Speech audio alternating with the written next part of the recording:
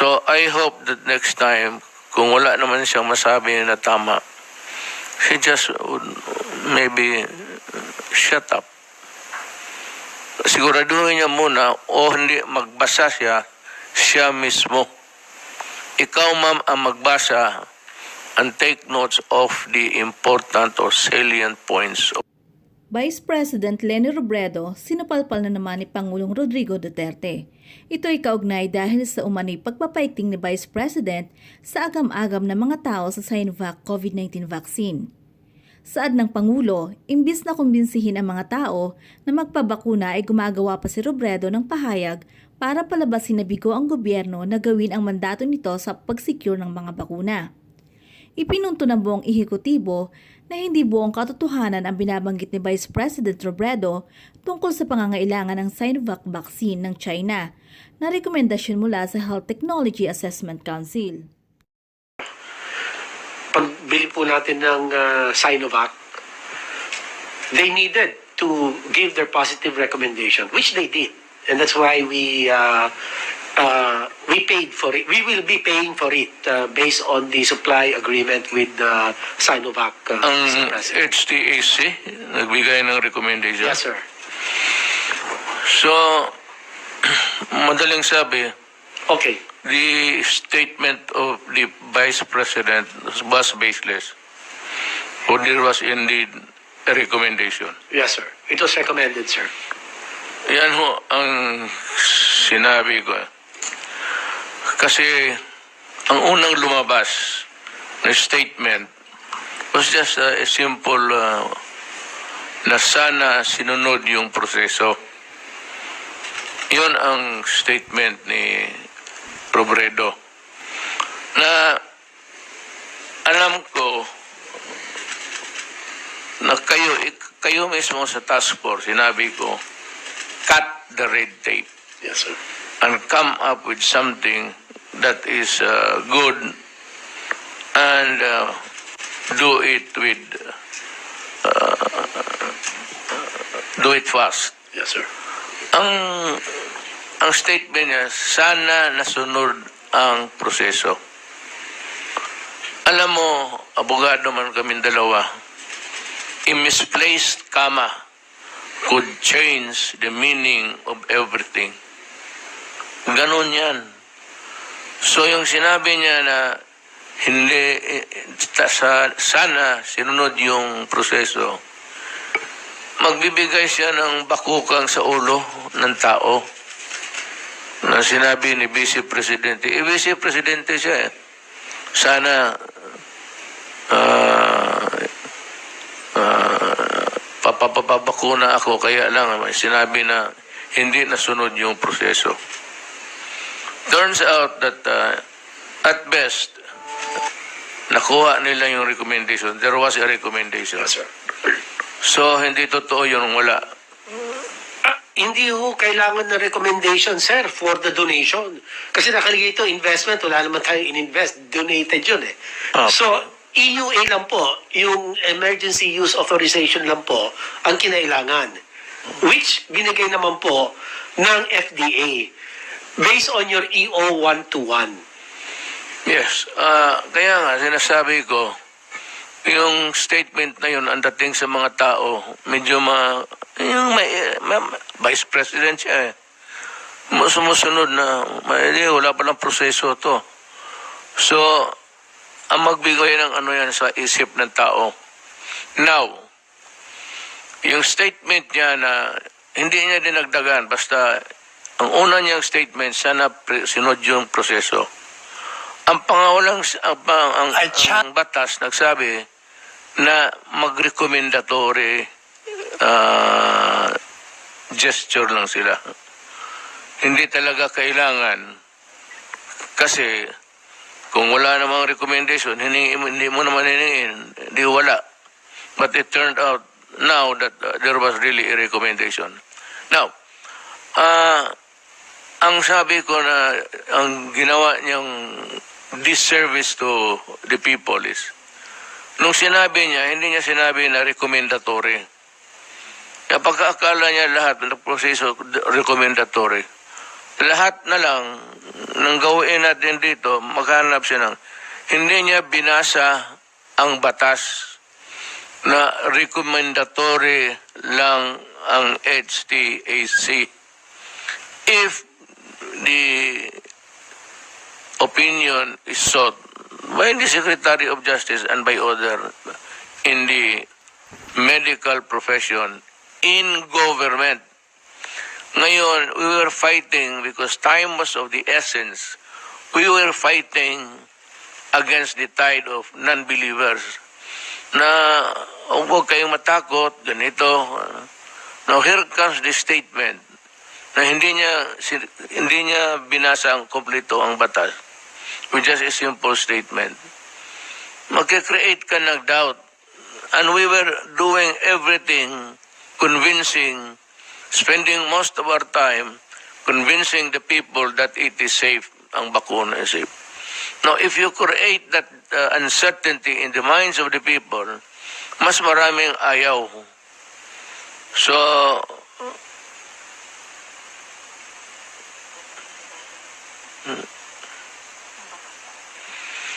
ito yung HTA process shall be institutionalized as far as transparent priority setting mechanism, that it shall be recommendatory to the DOH and PhilHealth.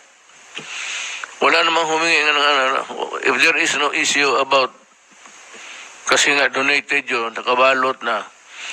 And ganito, binigyan na ang bakuna ng EUA, use of emergency authority. Imbis na magtulong tuloy to convince the people, here she comes and making it appear that government has failed in its mandate of securing. Kaya nga, doon ako, hindi ako napikon. Hindi ako mapikon kaya hindi ko sarili ito. Ang akin, medyo galit ako for coming with a half-truth. Nagbasahin mo kalahati lang, yung recommendatory power lang, na hindi na kinuha. Dahil hindi na nga kailangan, kasi donated yun eh. At saka binigyan ng authority ng FDA. Alam mo mga kababayan,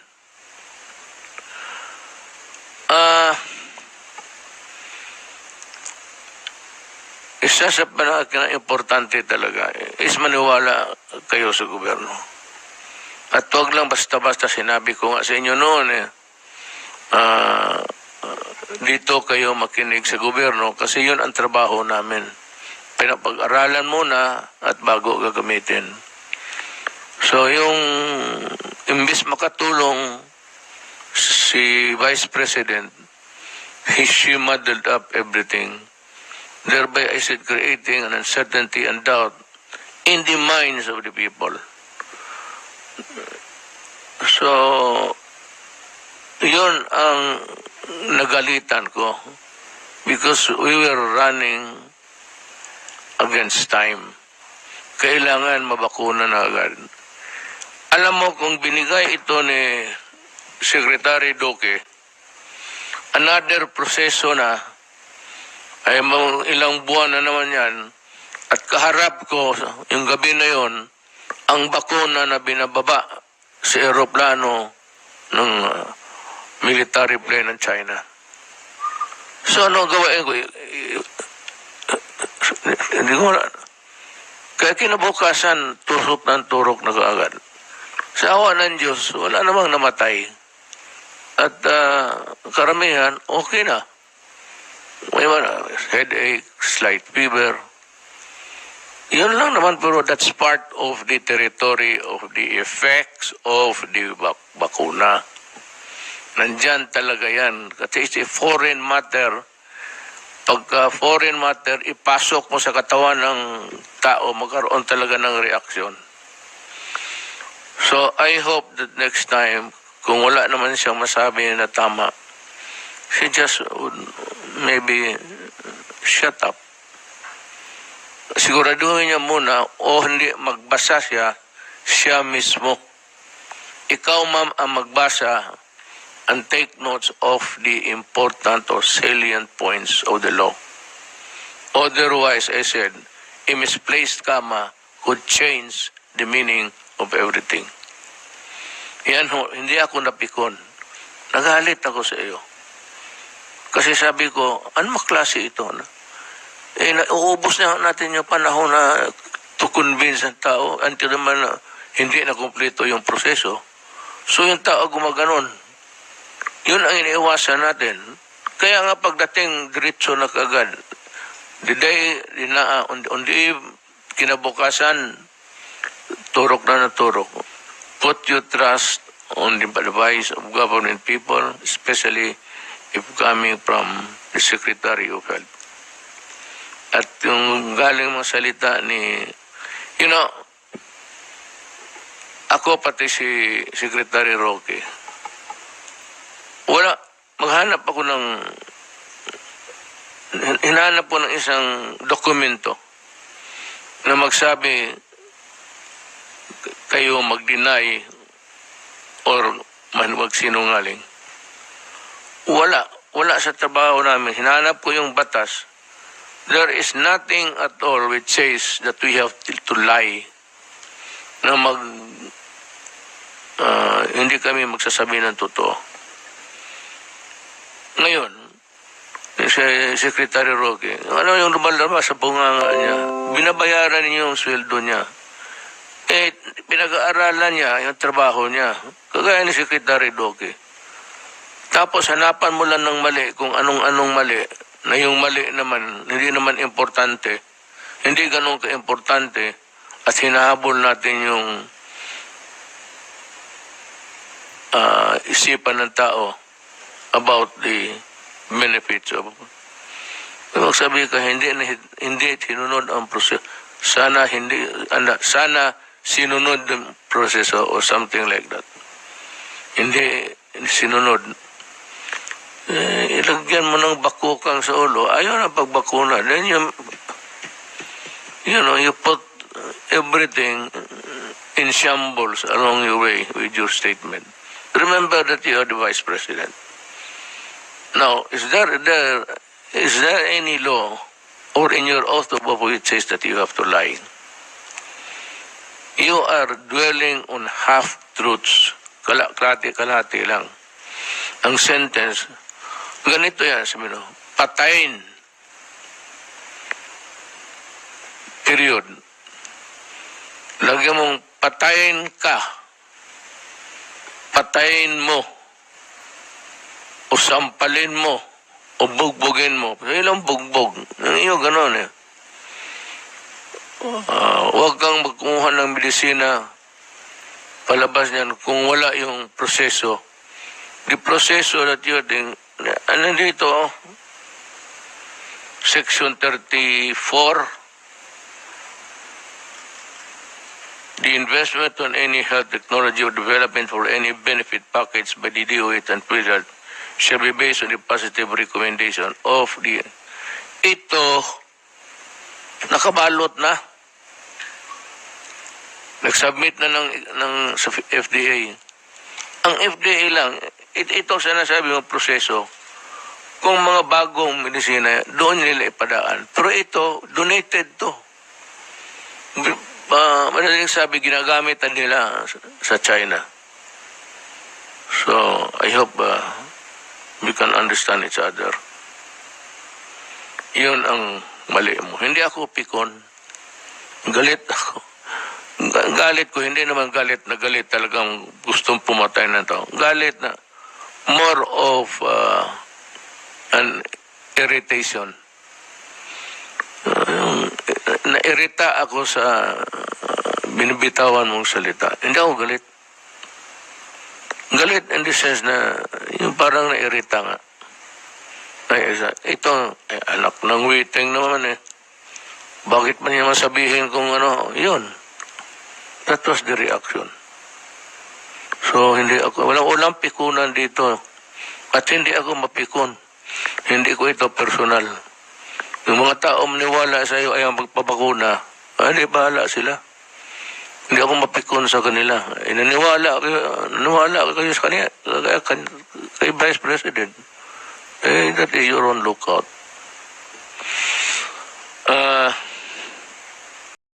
Marami pong salamat sa inyong panonood. Huwag po natin kakalimutan na mag-like, mag-comment at mag-subscribe. Maraming salamat!